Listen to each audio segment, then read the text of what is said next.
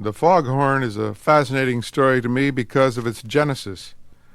I lived in Venice, California for about 10 years, and I was walking along the beach one night with my wife and came upon the ruins of the old Venice Pier, the great roller coaster lying there in the sand with the wind blowing around it and covering it with water. And I looked at the bones of the great roller coaster, and I turned to my wife and I said, "I wonder what that dinosaur is doing lying here in the sand." My wife pretended not to hear, and we walked on. 3 nights later, I sat up in bed in the middle of the night. There was fog outside the window. And far out in the Santa Monica Bay, I heard this great foghorn blowing over and over and over again. I said, "Oh, yes, of course, that's it.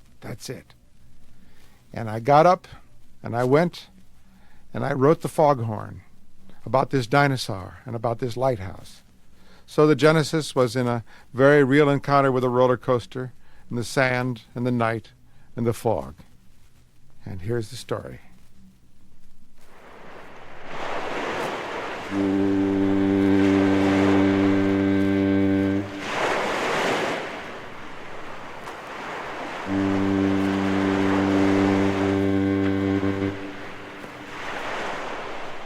Out there in the cold water, far from land, we waited every night for the coming of the fog, and it came. And we oiled the brass machinery and lit the fog light up in the stone tower. Feeling like 2 birds in the gray sky, McDunn and I sent the light touching out red, then white, then red again, to eye the lonely ships.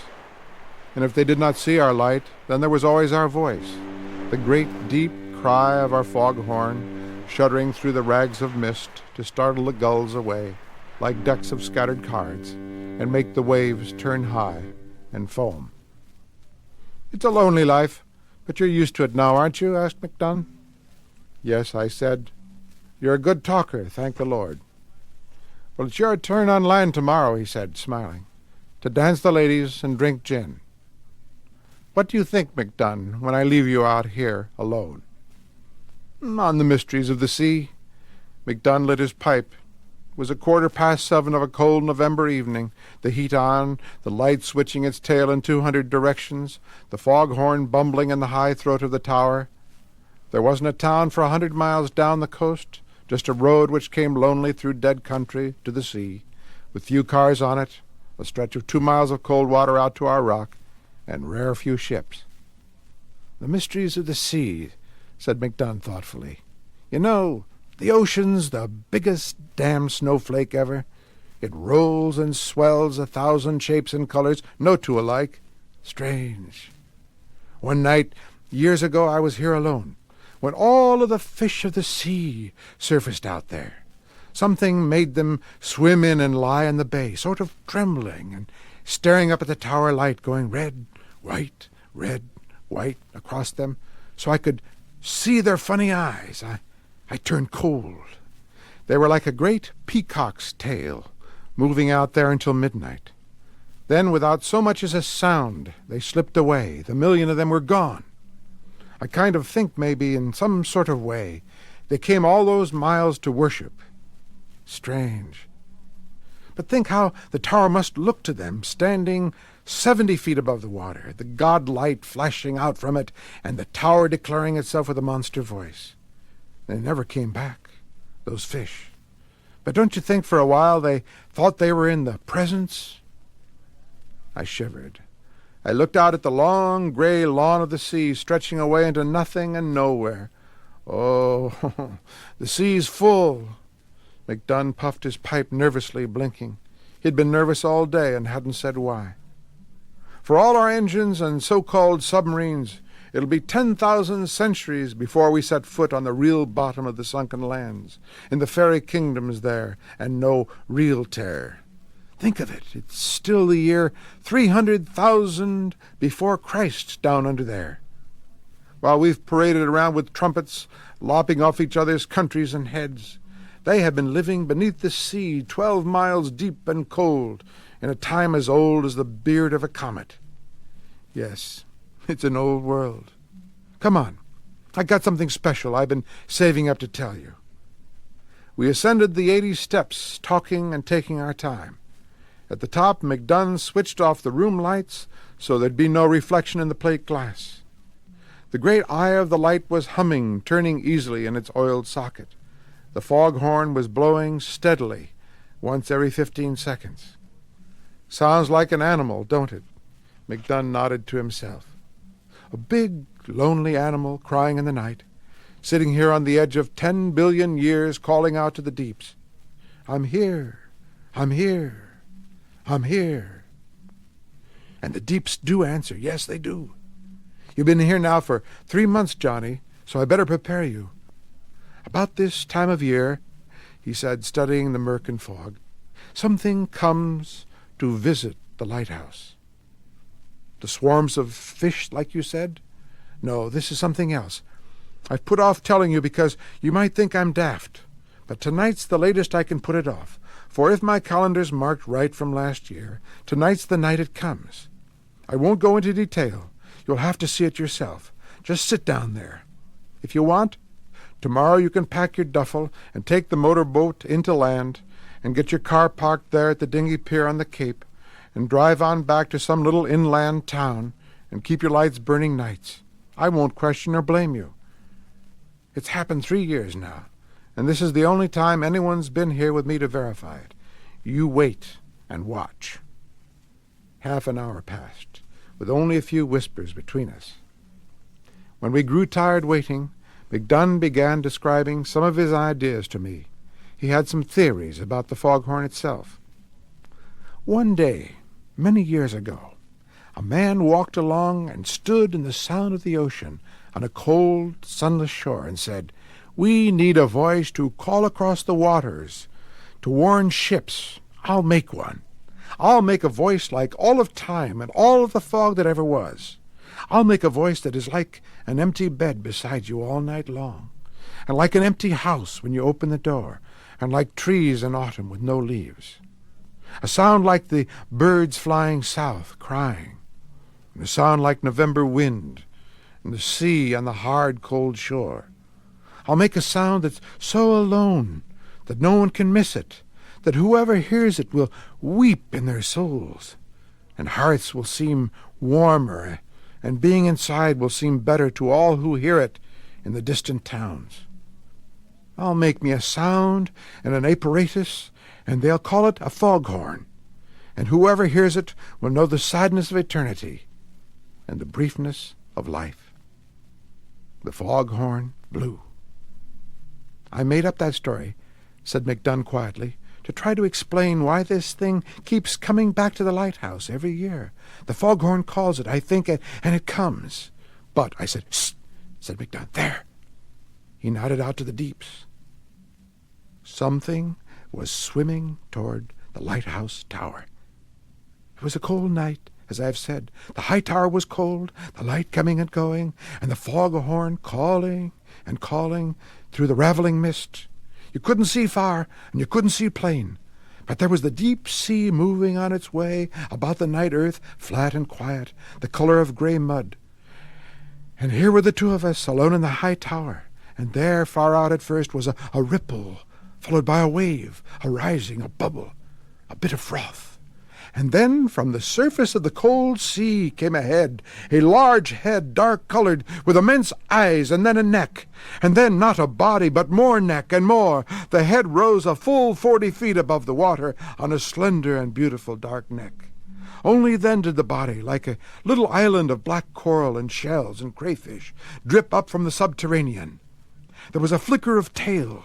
In all, from head to tip of tail, I estimated the monster at 90 or 100 feet. I don't know what I said. I said something. "Steady, boy, steady," whispered McDunn. "It's impossible," I said. "No, Johnny, we're impossible. It's like it was 10 million years ago. It hasn't changed. It's us and the land that have changed, become impossible. Us!" It swam slowly and with a great dark majesty out in the icy waters far away. The fog came and went about it, momentarily erasing its shape. One of its monster eyes caught and held and flashed back her immense light, red, white, like a disk held high and sending a message in primeval code. It was as silent as the fog, through which it swam. "It's a dinosaur of some sort." I crouched down, holding to the stair rail. "Yes, one of the tribe. But they died out." "No, only hid away in the deeps. Deep, deep down in the deepest deeps." Isn't that a word now, Johnny? A real word. It says so much, the deeps. There's all the coldness and darkness and deepness in a word like that. What'll we do? Do? We got our job. We can't leave. Besides, we're safer here than in any boat trying to get to land. That thing's as big as a destroyer and almost as swift. But here, why does it come here? The next moment, I had my answer. The foghorn blew, and the monster answered. A cry came across a million years of water and mist, a cry so anguished and alone that it shuddered in my head and my body. The monster cried out at the tower, the foghorn blew. The monster roared again, the foghorn blew. The monster opened its great toothed mouth, and the sound that came from it was the sound of the foghorn itself, lonely and vast and far away. The sound of isolation, a viewless sea, a cold night, apartness. And that was the sound. "Now," whispered MacDunn, "do you know why it comes here?" I nodded. "All year long, Johnny, that poor monster there, lying far out 1,000 miles at sea, and 20 miles deep maybe, biding its time. Perhaps it's 1,000,000 years old, this one creature. Think of it, waiting 1,000,000 years. Could you wait that long? Maybe it's the last of its kind. I sort of think that's true. Anyway, here comes men on land and build this lighthouse 5 years ago, and set up their foghorn and sound it out toward the place where you bury yourself in sleep and see memories of a world where there were thousands like yourself, but now you're alone, all alone in a world not made for you, a world where you have to hide. But the sound of the foghorn comes and goes, and you stir from the muddy bottoms of the deeps, and your eyes open like the lenses of 2-foot cameras, and you move slow, for you have the ocean sea on your shoulders, heavy. But that foghorn comes through 1,000 miles of water, faint and familiar, and the furnace in your belly stokes up, and you begin to rise, slow. You feed yourself on great slakes of cod and minnow, on rivers of jellyfish, and you rise slow through the autumn months, through September, when the fog started, through October, with more fog, and the horn still calling you on, and then late in November, after pressurizing yourself day by day, a few feet higher every hour, you are near the surface and still alive. You've got to go slow. If you surfaced all at once, you'd explode. So it takes you all of 3 months to surface, and then a number of days to swim through the cold waters to the lighthouse. And there you are out there in the night, Johnny, the biggest damn monster in creation. And here's the lighthouse calling to you with a long neck like your neck sticking way up out of the water, and a body like your body, and most important of all, a voice like your voice. Do you understand now, Johnny? Do you understand? The foghorn blew. The monster answered. I saw it all. I knew it all. 1,000,000 years of waiting alone for someone to come back who never came back. The 1,000,000 years of isolation at the bottom of the sea, the insanity of time there, while the skies cleared of reptile birds, the swamps dried on the continental lands, the sloths and saber-tooths had their day and sank in tar pits, and men ran like white ants upon the hills. The foghorn blew. "Last year," said MacDunn, "that creature swam round and round, round and round all night, not coming too near, puzzled, I'd say, afraid maybe, and a bit angry after coming all this way. But the next day, unexpectedly, the fog lifted, the sun came out fresh, the sky was as blue as a painting, and the monster swam off away from the heat and the silence and didn't come back. I suppose it's been brooding on it for a year now, thinking it over from every which way. The monster was only 100 yards off now, it and the foghorn crying at each other. As the lights hit them, the monster's eyes were fire and ice, fire and ice. That's life for you, said MacDunn. Someone always waiting for someone who never comes home. Always someone loving something more than that thing loves them. And after a while, you want to destroy whatever that thing is, so it can't hurt you no more. The monster was rushing at the lighthouse. The foghorn blew. Let's see what happens, said MacDunn. He switched the foghorn off. The ensuing minute of silence was so intense that we could hear our hearts pounding in the glassed area of the tower, could hear the slow greased turn of the light. The monster stopped and froze. Its great lantern eyes blinked. Its mouth gaped. It gave a sort of rumble like a volcano. It twitched its head this way and that, as if to seek the sounds now dwindled off into the fog. It peered at the lighthouse. It rumbled again. Then its eyes caught fire. It reared up, threshed the water, and rushed at the tower, its eyes filled with angry torment. "McDunn!" I cried. "Switch on the horn!" McDunn fumbled with the switch, but even as he flicked it on, the monster was rearing up. I had a glimpse of its gigantic paws, fish-skin glittering in webs between the finger-like projections clawing at the tower. The huge eye on the right side of its anguished head glittered before me like a cauldron into which I might drop screaming. The tower shook. The foghorn cried. The monster cried. It seized the tower and gnashed at the glass, which shattered in upon us. McDunn seized my arm. "Downstairs!" The tower rocked, trembled, and started to give. The foghorn and the monster roared. We stumbled and half fell down the stairs. "Quick!" We reached the bottom as the tower buckled down upon us. We ducked under the stairs into the small stone cellar. There were 1,000 concussions. As the rocks rained down, the foghorn stopped abruptly. The monster crashed upon the tower. The tower fell. We knelt together, McDunn and I, holding tight, while our world exploded. Then it was over, and there was nothing but darkness and the wash of the sea on the raw stones. That and the other sound. "Oh, listen," said McDunn quietly. "Listen." We waited a moment, and then I began to hear it. First a great vacuumed sucking of air, and then the lament, the bewilderment, the loneliness of the great monster folded over and upon us, above us, so that the sickening reek of its body filled the air, a stone's thickness away from our cellar. The monster gasped and cried. The tower was gone. The light was gone. The thing that had called to it across 1,000,000 years was gone. And the monster was opening its mouth and sending out great sounds, the sounds of a foghorn, again and again. And the ships far at sea, not finding the light, not seeing anything, but passing and hearing late that night, must have thought, "There it is, the lonely sound, the lonesome bay horn. All's well, we've rounded the cape." And so it went for the rest of that night. The sun was hot and yellow the next afternoon when the rescuers came out to dig us from our stoned under cellar. "It fell apart is all," said McDunn gravely.